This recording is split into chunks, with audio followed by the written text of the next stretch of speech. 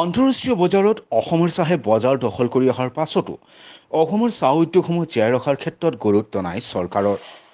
ভাৰতৰ লগতে বিদেশতো শুকান চাহপাত বিক্ৰীৰ প্ৰতিষ্ঠানসমূহেও কীটনাশক দ্ৰব্যৰ সংমিশ্ৰণ লাভ কৰাত পুনৰ অসমৰ চাহ উদ্যোগসমূহলৈ শুকান চাহপাতসমূহ ঘূৰাই পঠাইছে, যাৰ ফলত এতিয়া অসমৰ বটলিফ চাহ ফেক্টৰীসমূহে ব্যাপক লোকচানৰ লগতে বিভিন্ন সমস্যাৰ সন্মুখীন হৈ আহিছে। এই ক্ষেত্ৰত ভাৰত চৰকাৰৰ লগতে অসম চৰকাৰক অসমৰ চাহ উদ্যোগসমূহ জীয়াই ৰখাৰ স্বাৰ্থতে অসম বটলিফ চাহ নিৰ্মাতা সংস্থাই বাৰে বাৰে সংশ্লিষ্ট কৰ্তৃপক্ষক অৱগত কৰি অহাৰ পাছতো আজি পৰ্যন্ত কোনো চৰকাৰী পক্ষই সমাধানৰ পথ নিদিয়াত অহা 1 জুনৰ পৰা অসম বটলিফ চাহ নিৰ্মাতা সংস্থাই চাহ উদ্যোগসমূহ বন্ধ ৰখাৰ সিদ্ধান্ত গ্ৰহণ কৰিছে। আজি ক্ষুদ্ৰ চাহ খেতিয়কৰ এই সমস্যা আজি দীৰ্ঘদিনীয়া সমস্যা। এই সমস্যাৰ সমাধানৰ কাৰণে আমি ক্ষুদ্ৰ চাহ খেতিয়কসকলে চৰকাৰক বাৰম্বাৰ অনুৰোধ জনাই আহিছোঁ যে আগন্তুক দিনত ক্ষুদ্ৰ চাহ খেতিয়কসকলক এনেধৰণৰ সমস্যা আহি পৰিব, গতিকে চৰকাৰে গুৰুত্বপূৰ্ণ পদক্ষেপ গ্ৰহণ কৰক। কিন্তু বিজেপি শাসনাধীন চৰকাৰে ক্ষুদ্ৰ চাহ খেতিয়কৰ ওপৰত অকণমানো গুৰুত্ব নাই। তেওঁলোকে কেৱল পুঁজিবাদী কথা কয়, খেতিয়কৰ কথা তেওঁলোকে চিন্তা কৰিবলৈ অকণো আহৰি নাই। আপোনালোকে লক্ষ্য কৰক, অহা যদি 1 তাৰিখে আমাৰ বটলিফ ফেক্টৰী বন্ধ হ'বলগীয়া হয়, তেনেহ'লে আমাৰ ক্ষুদ্ৰ চাহ খেতিয়কসকলৰ অৱস্থা কেনেধৰণৰ হ'ব? কাৰণ ক্ষুদ্ৰ চাহ খেতিয়কসকলে সেই চাহ গছজোপাই পাতখিলা দুখিলা বিক্ৰী কৰিয়ে তেওঁলোকৰ পৰিয়াল পোহপাল দিয়ে। গাঁৱৰ অৰ্থনৈতিক অৱস্থাটো সম্পূৰ্ণ সেই চাহ গছজোপাৰ ওপৰতে নিৰ্ভৰশীল।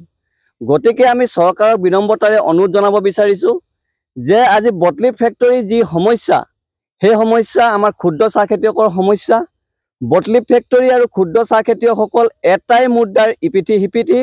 গতিকে আমি আগন্তুক দিনত ক্ষুদ্ৰ চাহ খেতিয়কসকলৰ সমস্যা যদি আমাৰ সমাধানৰ কাৰণে চৰকাৰে কোনো পদক্ষেপ গ্ৰহণ নকৰে, তেতিয়াহ'লে সমূহ ক্ষুদ্ৰ চাহ খেতিয়কসকল ৰাজপথলৈ ওলাই আহিবলৈ কিন্তু বেছি পৰ নৰব। আজি উজনি অসম ক্ষুদ্ৰ চাহ খেতিয়ক সন্থাৰ ডিব্ৰুগড় জিলাৰ সাধাৰণ সম্পাদক দিব্যজ্যোতি হাজৰিকাই সংবাদ মাধ্যমৰ আগত কয় যে অসম বটলিফ চাহ ফেক্টৰীৰ মালিক পক্ষ আৰু ক্ষুদ্ৰ চাহ খেতিয়ক সন্থা একেটা মুদ্ৰাৰে ইপিঠি সিপিঠি। গতিকে বটলিফ ফেক্টৰীয়ে ক্ষুদ্ৰ চাহ খেতিয়কসকলৰ স্বাৰ্থত যি সিদ্ধান্ত গ্ৰহণ কৰিছে, সেই সিদ্ধান্তক উজনি অসম ক্ষুদ্ৰ চাহ খেতিয়ক সন্থাই আদৰণি জনাইছে, কিয়নো ক্ষুদ্ৰ চাহ খেতিয়কসকলৰ সমস্যা বটলিফ ফেক্টৰীৰ মালিক পক্ষৰো সমস্যা।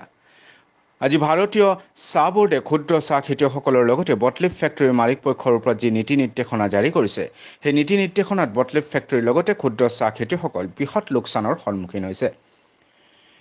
100% অকশ্যনৰ ব্যৱস্থাটোৱে ক্ষুদ্ৰ চাহ খেতিয়কসকলক মাথমাৰ সোধাব, কিয়নো অকশ্যনত চাহৰ মূল্য যথেষ্টখিনি নিম্নগামী হৈছে। বৰ্তমান পৰ্যায়লৈ অকশ্যনৰ ব্যৱস্থাত উন্নত মানদণ্ডৰ চাহৰ মূল্য 160 টকাত বিদেশৰ প্ৰতিষ্ঠানসমূহে বিক্ৰী কৰা বুলি সন্থাটোৱে তথ্য আহৰণ কৰা বুলি সংবাদ মাধ্যমৰ আগত সদৰি কৰিছে। অকশ্যনৰ যি বাহৰ ৰখা ব্যৱস্থাটো, বাধ্যতামূলক ব্যৱস্থাটো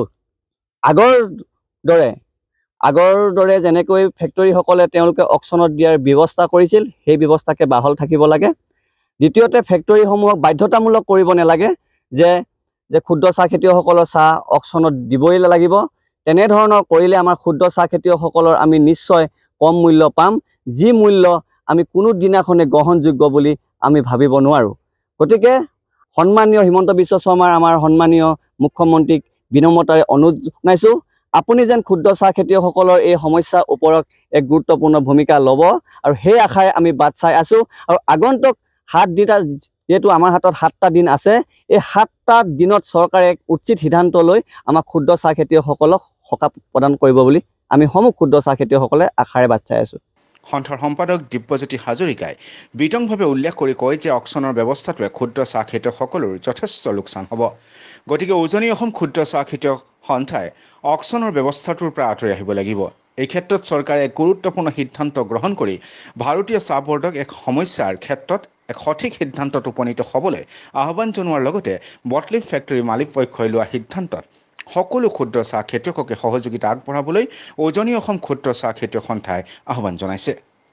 ক্ষুদ্ৰ চাহ খেতিয়কসকলক পুঁজিবাদী এক গোষ্ঠীয়ে, বৃহৎ গোষ্ঠীয়ে পেটে ভাতে মৰাৰ এক পৰিকল্পনা কৰিছে, যি পৰিকল্পনা ক্ষুদ্ৰ চাহ খেতিয়কসকলে কোনো দিনাখনে সহ্য নকৰে। সকলো ক্ষুদ্ৰ চাহ খেতিয়কে একত্ৰিত হৈ একগোট হৈ এই সংগ্ৰাম চলাই যাব, আৰু নিজৰ ঘৰ সংসাৰৰ লগতে আন 10জনক যি পোহপাল দিয়াৰ ক্ষুদ্ৰ চাহ খেতিয়কসকলৰ এক পৰম্পৰা আছে, সেই পৰম্পৰা সদায় জীয়াই ৰাখিব বুলি আশা ৰাখিছোঁ।